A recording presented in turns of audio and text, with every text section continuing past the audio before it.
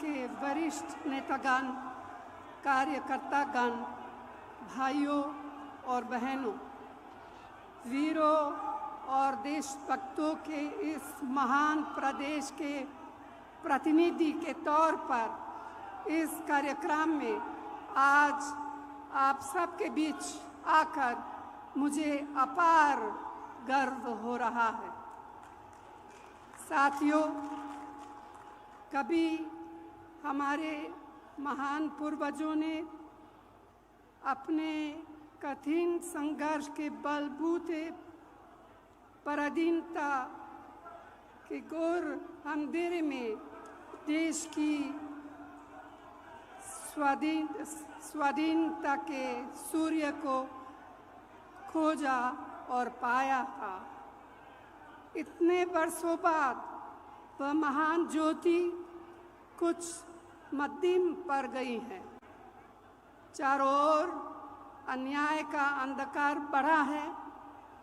हम सभी का संकल्प होना चाहिए कि हम इसके खिलाफ लड़ेंगे, न्याय की रोशनी हो जाएंगे।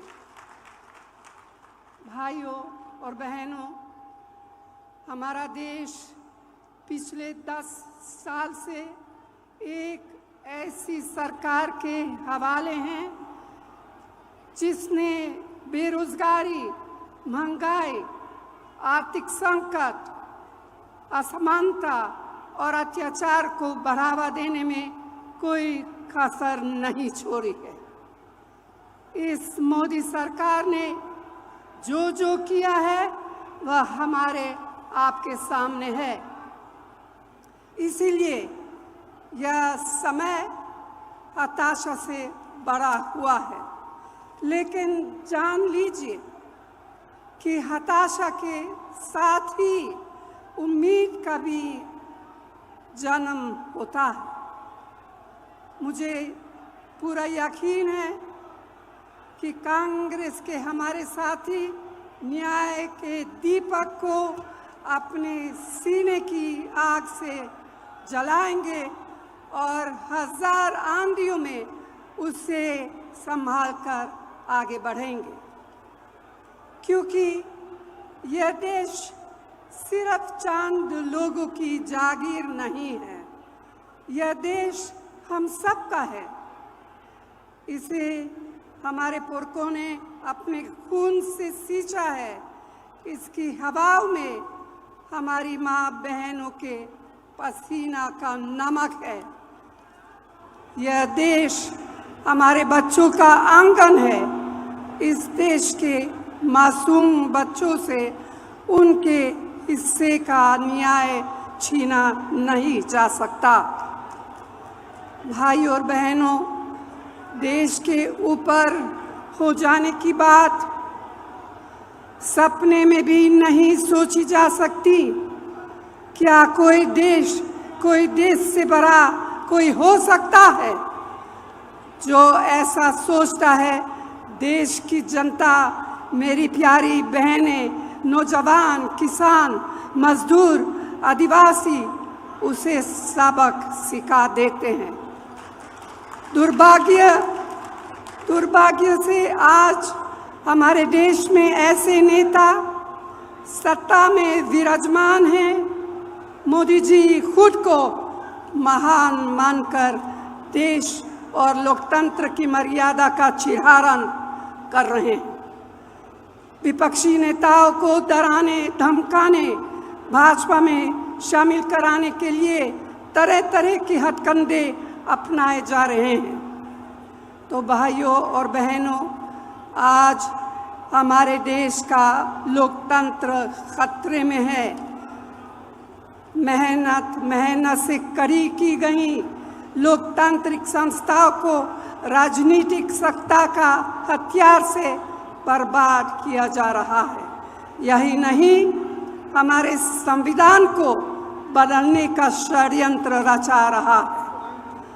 पूरे तंत्र में भय बताया जा रहा है। यह सब क्या है? ये तो तानाशाही है और हम सब इस तानाशाही का जवाब देंगे।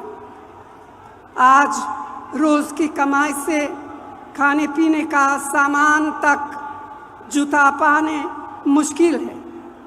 मेहनतकश कामगार के परिश्रम का मोल कम होता जा रहा है। रसोई की महंगाई बार बार मेरी बहनों की अग्नि परीक्षा ले रही है। किसानों और मध्यम वर्गीय परिवारों के बच्चियां बेरोजगार हैं। गरीब जितना जोर लगा ले उसके पास शक्ति, सफलता और रोशनी पहुंच नहीं पा रही है। साथियों, आज देश महान जनता का आपकी जागरूकता का रास्ता देख रहा है। इसीलिए भारतीय राष्ट्रीय कांग्रेस ने अपने न्याय घोषणा पत्र को 5 हिस्सों में बांटा है, जिसका लोकार्पण अभी हुआ और जिसके बारे में प्रियंका ने विस्तार से आपको बताया है। तो भाइयों और बहनों, मुझे पूरा विश्वास है कि कांग्रेस के बहादुर और मेहनती साथी अपने फर्ज निभाते हुए इसके एक एक संकल्प को, एक एक गारंटी को देश के कोने कोने तक पहुंचाने में कोई कोर कसर नहीं छोड़ेंगे। आप सबको यहाँ आने के लिए दिल से बहुत बहुत धन्यवाद। जय हिंद। धन्यवाद मैडम सोनिया गांधी जी। अब मैं आग्रह करूंगा कांग्रेस पार्टी के राष्ट्रीय अध्यक्ष आदरणीय मल्लिकार्जुन खड़गे साहब से कि वो आए और अपनी बात आप लोगों के बीच में रखे।